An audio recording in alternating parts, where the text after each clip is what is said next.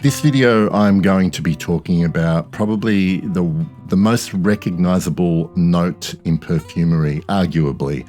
I think that note is the queen of the flowers, rose. And the reason being is because for me, my very earliest perfume memory were smelling the women of my family, my mum, my grandmother, and their perfumes were heavily laden with rose. And at the time, I wouldn't have known that it was rose I was smelling, but in later years, when I got familiar with the scent of that ingredient, I realized that it was a very nostalgic throwback to my earliest memories of people wearing perfume and how they smelled. So for me, and probably a lot of people, rose has kind of been part of that early perfume history, if you like, in terms of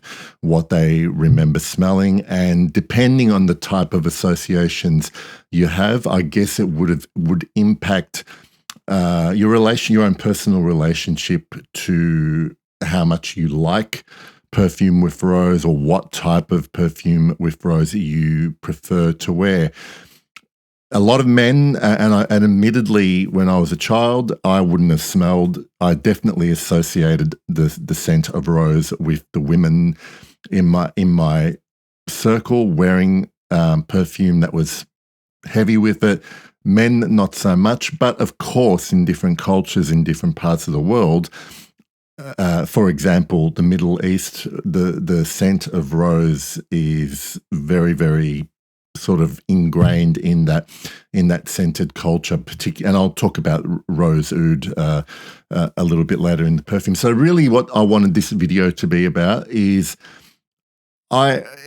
I'm not even going to begin to scratch the surface of great rose perfumes. All I'm going to do is talk about the ones that I have enjoyed over time, and how you can get such a big spectrum of rose perfumes from the materials that they're mixed with, they're combined with, to just the weight and shades of different roses over perfume. And I'm not going to sit here and pretend that I'm going to know the difference in any given perfume about what type of rose I'm smelling.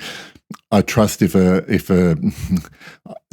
a degree, I trust if a perfume is telling me I'm smelling my rose or Rose Damascena or Bulgarian rose, wherever it's from, I'll just have to take their word from it, because my nose is not advanced enough to recognize what geography the rose originated from. But I will tell you about some of my perfumes that I really love or have enjoyed in the past. I don't own all of these anymore. At different times I might have, but I definitely enjoyed them. And I want to start off with a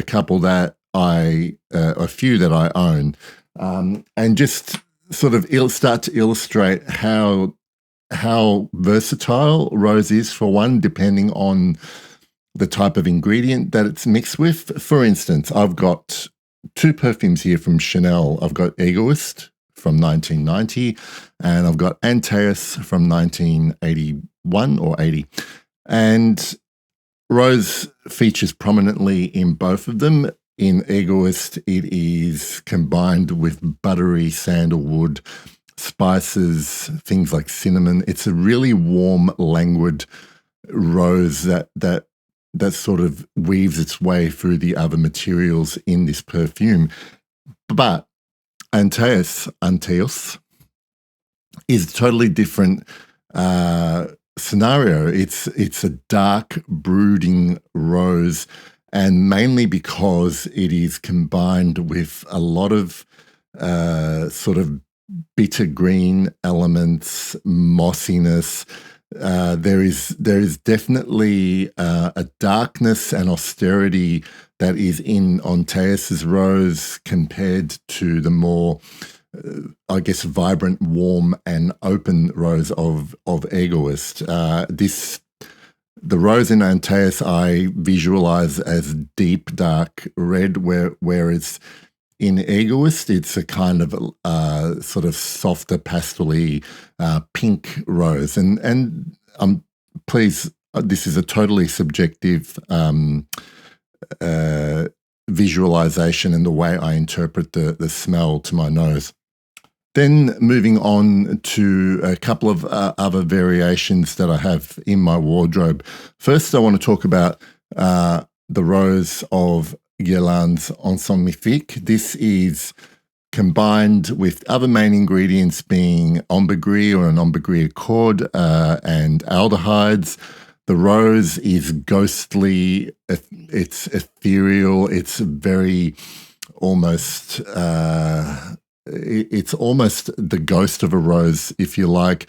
And I found that there are big similarities between this and the way that something I used to own as well, Dior's Ombre Nuit, was constructed as well. I found the Dior a little bit heavier, but it had a similar profile to Ensemble Mythique. I just think this is a real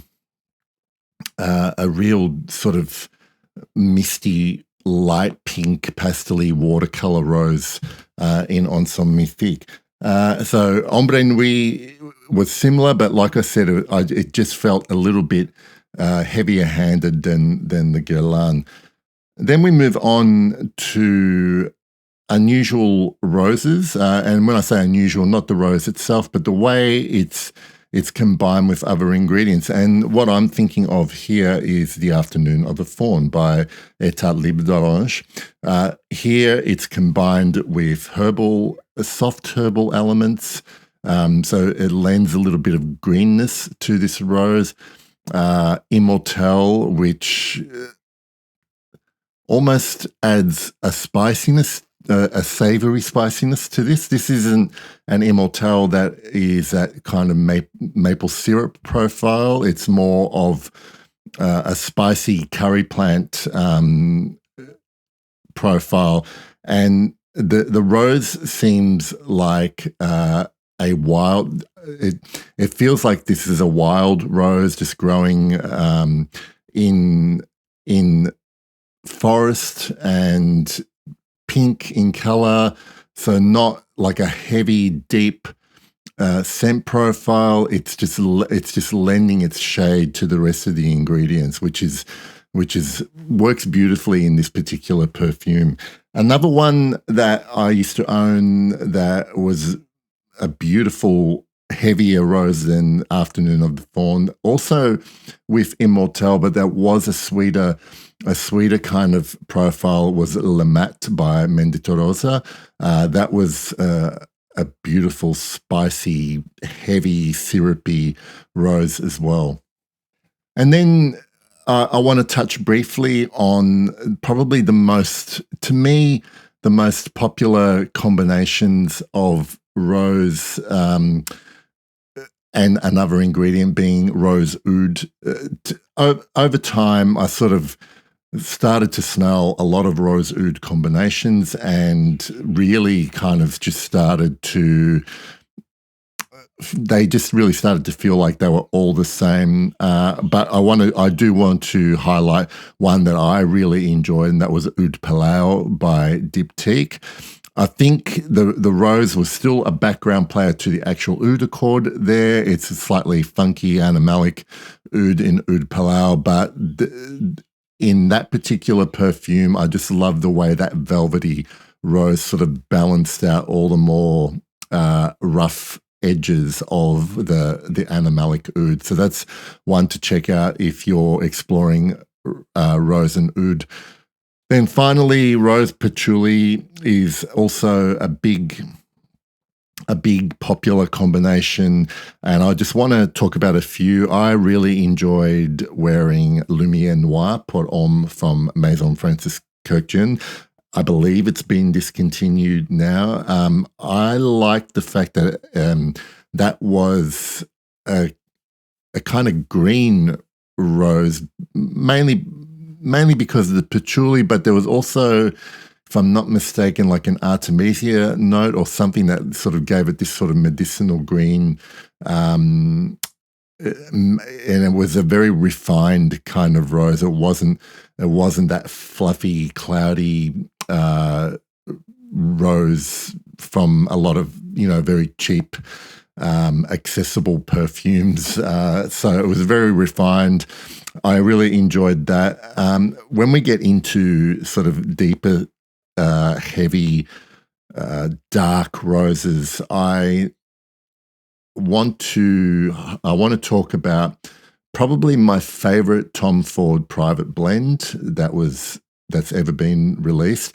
And I don't know what it's like these days, but the very first time I smelled Nuit de Noir, it really just shifted my whole thinking about wearing rose as a perfume as a man in his late 40s then.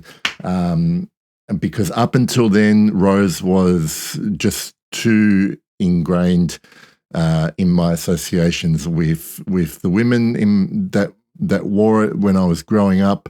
And Nuit de Noir really allowed me to just enjoy it as a scent and never feel self-conscious about wearing something as floral and heavy and as associated with a different gender than what men traditionally used to wear. It's just a beautiful, dark, red, deep rose with a chocolatey,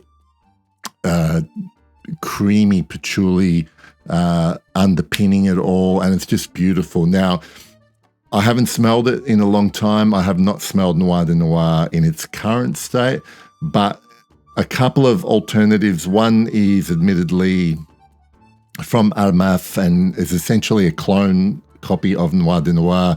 Club de Nuit Intense for women is a very good inspiration of it.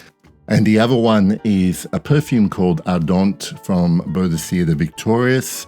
That is as expensive, if not probably more expensive than Nuit de Noir, but that is a beautiful rose in the similar vein to Nuit de Noir.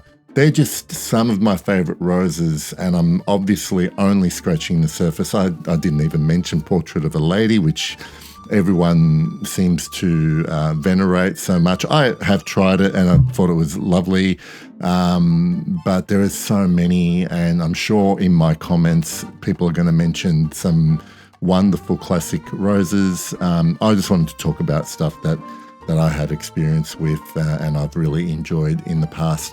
So let me know in the comments. I hope you enjoyed that, and I'll talk to you all soon. Bye.